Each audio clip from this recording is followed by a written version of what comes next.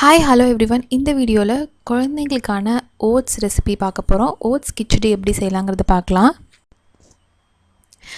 குக்கரில் 1 டீஸ்பூன் அளவுக்கு நம்ம நெய் சேர்த்துக்கலாம். 1/2 டீஸ்பூன் சீரகம், 1 டீஸ்பூன் அளவுக்கு பூண்டு குட்டி குட்டியாக கட் பண்ணி சேர்த்துக்கோங்க. பூண்டு லைட்டாக ஃப்ரை ஆகட்டும். இப்போ 2 டீஸ்பூன் அளவுக்கு நம்ம வெங்காயம் சேர்த்துக்கலாம். சின்ன வெங்காயம் சேர்த்திங்கன்னா ரொம்ப நல்லது. வெங்காயம் ஓரளவுக்கு வதங்கட்டும். 1 டீஸ்பூன் அளவுக்கு நம்ம தக்காளி சேர்த்துக்கலாம். கொஞ்சம் பழுத்த தக்காளியாக சீட்லெஸ்ஸாக சேர்த்துக்கோங்க. வேணுங்கிற அளவுக்கு நீங்கள் வெஜிடபிள் சேர்த்துக்கோங்க. எந்த கேரட்டோ பீன்ஸோ எந்த வெஜிடபிள் வேணுமோ அதை சேர்த்துக்கோங்க.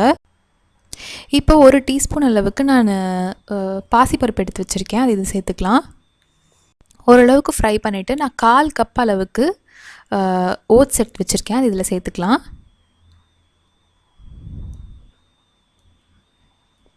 இது நல்லா வதக்கிடுங்க.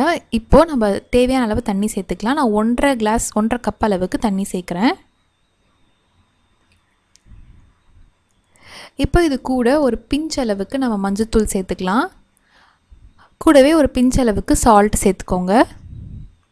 இதெல்லாம் நல்லா மிக்ஸ் பண்ணிவிட்டு மூடி போட்டு ஒரு 3லேருந்து 4 விசில் வர அளவுக்கு நம்ம குக் பண்ணி எடுத்துக்கலாம். நல்லா மேஷ் ஆகிடும். குழந்தைங்களுக்கு கொடுக்கறதுக்கு ஈஸியாக இருக்கும். நீங்கள் பேன்லேயும் குக் பண்ணலாம். ஓட்ஸ் பேன்லேயும் சீக்கிரமாக குக் ஆகிடும். இருந்தாலும் வெஜிடபிள்ஸ் குக் ஆகிறதுக்கு கொஞ்சம் நேரம் எடுக்கும். இந்த மாதிரி ப்ரெஷர் குக் பண்ணிங்கன்னா நல்லா மேஷ் ஆகிட்டு ஈஸியாக நம்ம மசிச்சு கொடுக்கறதுக்கு வசதியாக இருக்கும். பாருங்கள், நல்லா குக் ஆகிடுச்சு. இதை நீங்கள் அப்படியே ஃபீட் பண்ணலாம். காயெல்லாம் நல்லா வெந்திருக்கும். இதே மாதிரி நிறைய பேபி ஃபுட்ஸ் எங்கள் சேனலில் அப்லோட் பண்ணியிருக்கோம். மறக்காமல் போய் என்னோடய ப்ளேலிஸ்ட்டில் செக் பண்ணி பாருங்கள்.